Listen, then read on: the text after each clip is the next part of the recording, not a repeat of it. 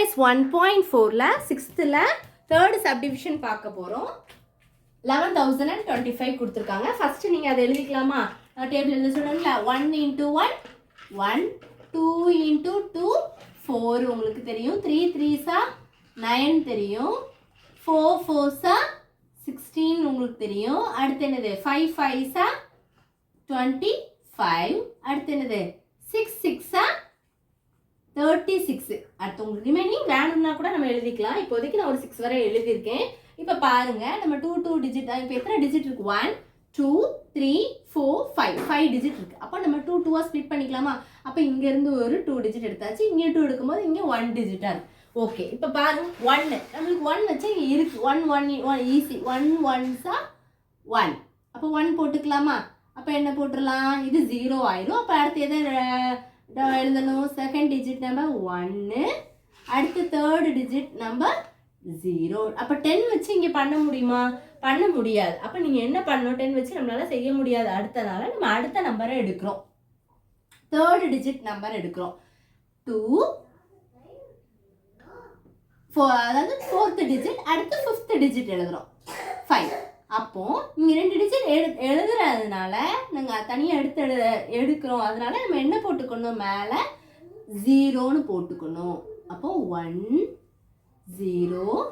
Next அப்போ இப்போ பாருங்க, நம்ம அடுத்து நான் என்ன சொல்லியிருக்கேன்? அடுத்த ஸ்டெப், செகண்ட் ஸ்டெப் எழுதும் போது இங்கே என்ன நம்பர் இருக்கோ அதை 2ஆல் மல்டிப்ளை பண்ணணும். அப்போ என்ன கிடைக்கும்? இந்த பக்கம் என்ன வரும்? 10 2s 20. இப்போ பாருங்க, நம்மளுக்கு என்ன நம்பர் போட்டால் 1025 வருதுன்னு நம்ம பார்க்கணும். அப்போ லாஸ்ட் டிஜிட் 5 இருக்குனால நம்மளுக்கு இங்கே 5 இருக்கு. அப்போ அதை போட்டு பார்க்கலாமா? அப்போ இங்கே 5 போட்டிங்கன்னா இங்கேயும் 5 தான் போடணும்.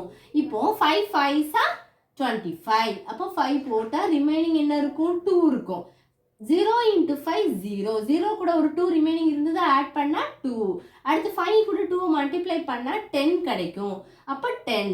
இப்போ இதுலேருந்து நீங்கள் சப்ட்ராக்ட் பண்ணால் உங்களுக்கு என்ன கிடைச்சிட்டு? 0. இப்போ ஆன்சர் வந்து உங்களுக்கு ஸ்கொயர் ரூட் வந்து என்ன கிடைச்சிட்டு?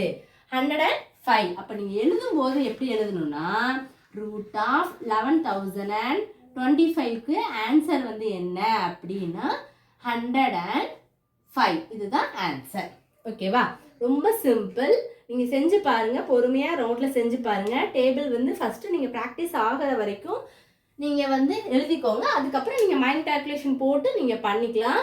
வேறு எதுவும் டவுட்ஸ் இருந்தால் கண்டிப்பாக கேளுங்க ஸ்டூடெண்ட்ஸ். இப்போ நீங்கள் இதை செக் பண்ணி பார்க்கணும் அப்படின்னா அதில் 2 விதமான ஷார்ட்கட் இருக்குது. இந்த 105 நீங்கள் 2 தடவை 2 டைம்ஸ் பெருக்கி போட்டிங்கன்னா இது வந்துச்சுன்னா நீங்கள் செய்கிறது வந்து கரெக்டு. அது ஒரு மெத்தட். நீங்கள் அப்படியே செக் பண்ணி பார்த்துக்கலாம். இல்லை இன்னொரு ஷார்ட்கட் அப்படி என்னன்னா, 105